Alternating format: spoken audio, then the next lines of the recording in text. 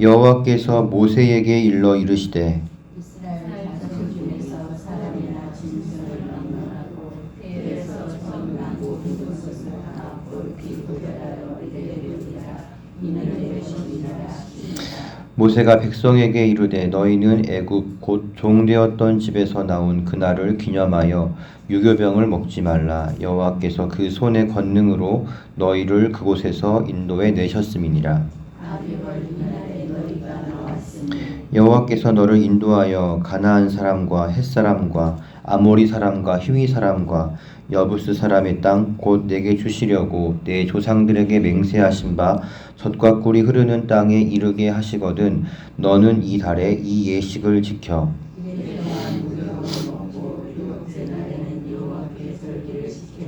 이래 동안에는 무교병을 먹고 유교병을 내게 보이지 아니하게 하며 내 땅에서 누룩을 내게 보이지 아니하게 하라. 너는 그날에 내 아들에게 보여주기를 이제 주시는 여호와께서 나를 위하여 행하시기로 하나니라. 이것으로 내 손의 기호와 내 미간의 표를 삼고 여호와의 율법이 내 입에 있게 하라. 이는 여호와께서 강하신 손으로 너를 애굽에서 인도하여 내셨음이니 해마다 절기가 되면 이 규례를 지킬지니라. 아멘. 네, 제1기장에는 지금으로부터 15년 전인 2009년 초여름 어느 날에 있던 한 사건이 기록되어 있습니다. 그 사건이란 제가 처음으로 인격적인 하나님을 만난 사건입니다. 그날의 일기에 이렇게 쓰여 있습니다. 하나님, 이게 도대체 무엇입니까? 지금도 그때를 생각하면 그날의 충격과 감동이 떠오릅니다. 그날 하나님이 나를 만나주시지 않았다면 지금 나는 과연 어떠한 삶을 살고 있을까? 모르긴 몰라도 비참하고 어두운 삶을 살고 있었음은 확실합니다. 예수님을 만난 그날 전까지 저는 비참하고 어두운 삶을 살았기 때문입니다. 그날을 생각하면 저는 하나님께 감사할 수밖에 없습니다.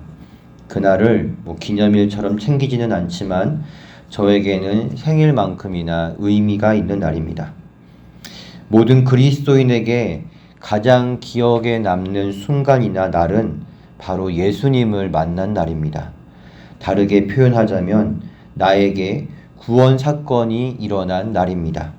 물론 정확히 언제 예수님을 만났는지 언제 거듭났는지 우리가 모를 수 있습니다. 시간이 지나면서 나도 모르게 자연스럽게 예수님을 믿게 되고 또 그분을 왕으로 섬기게 되기도 하기 때문입니다. 하지만 예수님이 나를 구원하셨다는 사건을 인식할 때에 우리는 하나님의 사랑에 감동하고 또 감사하게 됩니다.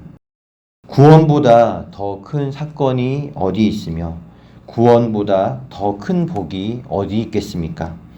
무엇보다도 이 하나님의 구원 사건이 우리에게 더욱 의미가 있는 이유는 하나님이 하나님이시라고 구원을 마치 개에게 간식을 던져주듯 그렇게 쉽게 주신 것이 아니기 때문입니다.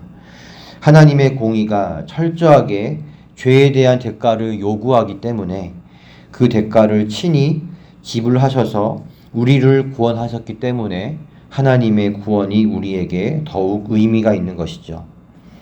하나님의 본체이신 성자 하나님이 인간의 몸을 입고 율법 아래 나셔서 율법을 다 지키시고 또 죄인을 위해 대신 그것도 아주 잔인한 형벌로 죽으셨습니다. 우리는 예수님의 대속적인 죽음에서 우리를 향한 하나님의 열정적인 사랑을 깨닫게 됩니다. 그 사랑을 늘 기억하는 사람의 신앙은 항상 살아있습니다. 그의 예배가 살아있고 그의 기도가 살아있고 그의 말과 행동에는 사람을 살리는 능력이 있습니다. 그리고 그와 하나님과의 관계는 살아있는 관계입니다. 하나님은 과거의 뜨거운 시절을 추억만 하는 그러한 화석화된 신앙을 원하지 않으십니다. 주님은 늘 생명력 있는 관계를 유지하기를 원하십니다. 관계가 생명력을 잃어버리면 서로가 점점 잊혀지게 됩니다. 하나님은 이사야서에서 남유다 백성을 향해 내가 너를 내 손바닥에 문신처럼 새겨 결코 잊지 않으신다고 말씀하셨습니다. 하나님은 우리를 절대 잊지 않으십니다. 그러나 문제는 우리가 하나님을 쉽게 잊어버린다는 점입니다. 아무리 생생한 체험이라고 해도 시간이 지나면 점점 잊혀집니다. 그 사건을 주기적으로 기념하지 않으면 더욱 잊혀집니다. 최강국 이집트를 기적같이 심판하사 기적같이 구원하신 하나님의 능력과 그분의 사랑도 기념하지 않으면 시간이 지날수록 그 사랑을 잊게 됩니다. 그 능력의 하나님이 나와 함께 하심을 잊게 됩니다. 이것이 문제인 또 다른 이유는 하나님을 잊어가면 동시에 내가 누구인지를 잊어버리게 된다는 사실입니다. 우리는 하나님의 구원 사건 속에서 우리가 하나님의 언약 백성이라는 사실을 기억하게 됩니다. 그러나 하나님을 잊어가면 내가 어떠한 존재인지를 망각하게 됩니다. 바로의 폭정에서 구원받은 하나님의 언약 백성임을 잊고 바로 밑에서 죽어라 일하는 노예로 자신을 이해하게 됩니다.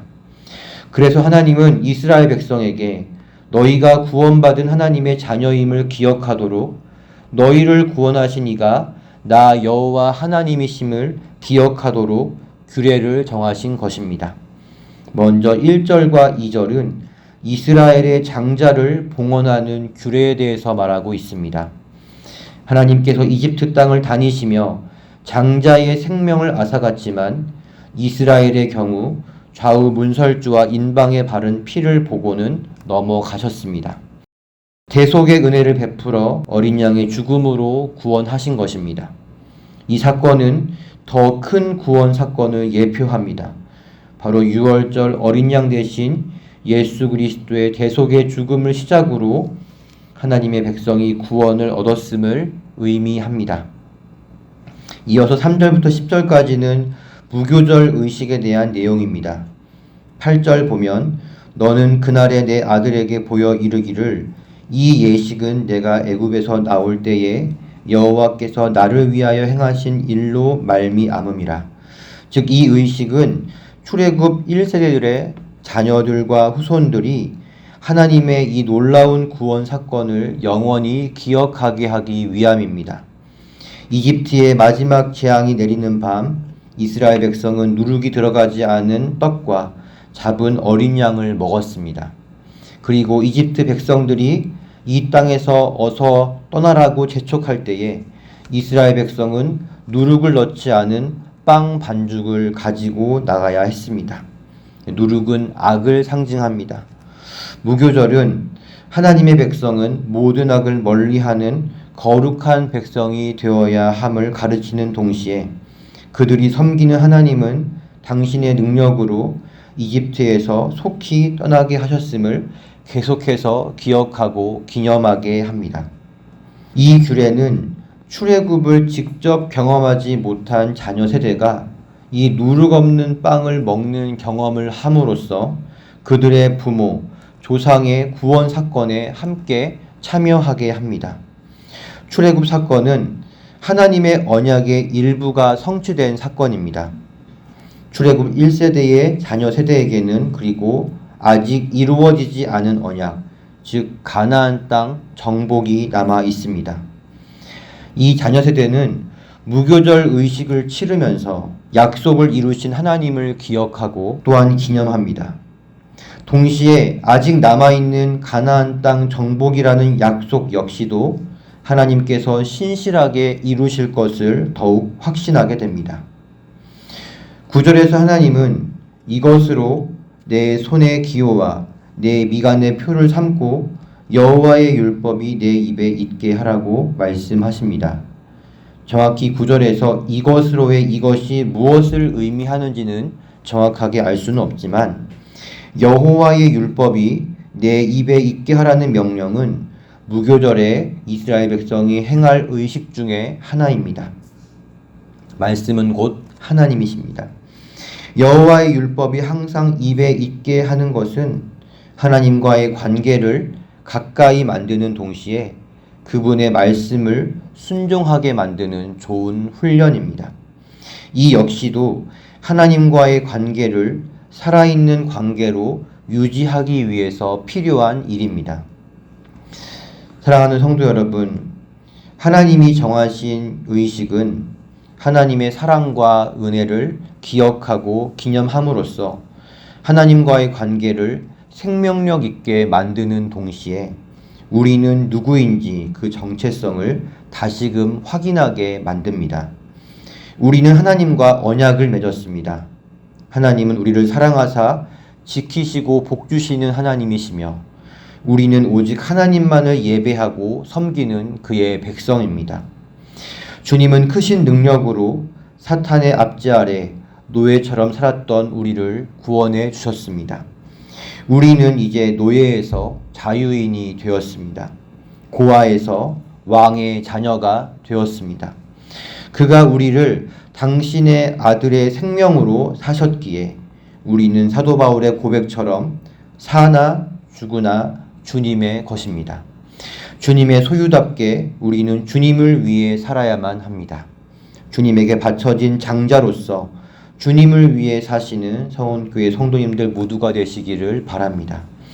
이스라엘 백성이 유월절 의식과 무교절 의식을 통해 구원하신 하나님을 기억하고 또 앞으로 신실하게 맺으신 약속을 이루실 하나님을 확신하듯 우리는 성례를 통해서 구원하신 하나님과의 약속을 기억하고 또 그 약속을 이루실 하나님을 기념하게 됩니다.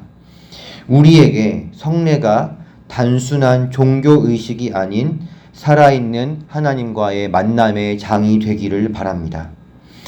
하나님은 우리뿐만 아니라 우리의 자녀와 후손들이 구원의 하나님, 신실하게 약속을 지키시는 하나님을 경험하고 깨닫기를 원하십니다. 하나님과 우리가 맺은 언약이 우리의 자녀, 우리의 자손들까지 이어지도록 우리는 바른 신앙을 자녀들에게 유산으로 물려주어야만 합니다. 우리의 자녀와 다음 세대에 순전한 믿음, 순전한 신앙이 전수되도록 그것을 위해 기도해 주시고 또 가르쳐 주시기를 부탁을 드립니다. 그의 놀라운 능력으로 이스라엘을 구원하신 하나님이 바로 오늘 우리가 믿는 하나님이십니다. 이스라엘 백성을 구원하신 능력으로 또 그 신실하심으로 하나님은 오늘 우리의 삶을 구원하고 또 약속을 이루실 것을 믿으시기를 바랍니다. 주님을 의지함으로써 하나님의 특별한 은혜를 누리는 하루가 되시기를 예수님의 이름으로 축복합니다. 기도하겠습니다. 하나님, 아무리 예수님을 만나고 구원을 경험한 사건이 강렬하다 할지라도 그 구원의 사건을 기억하고 기념하지 않으면 하나님, 우리는 점점 그 구원의 사건을 잊어가게 됩니다. 그 구원의 감격과 감동도 점점 잊혀져 갑니다. 하나님, 구원보다 더 큰 복이 어디 있으며 구원보다 더 큰 사건이 어디 있겠습니까? 구원이 없으면 우리도 없습니다.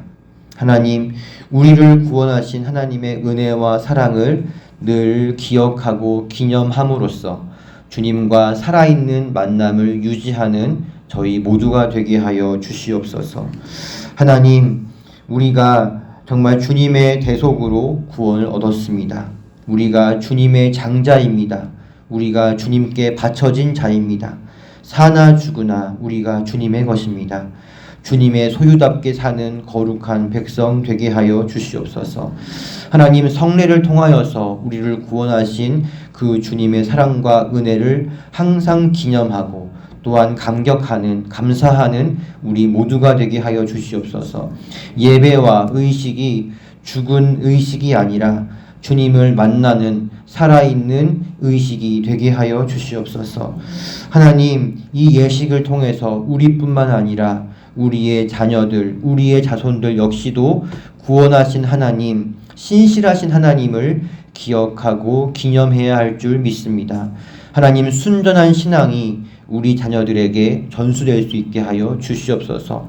우리가 부모로서 자녀들에게 바른 신앙을 가르칠 수 있도록 우리에게 은혜를 더하여 주시옵소서.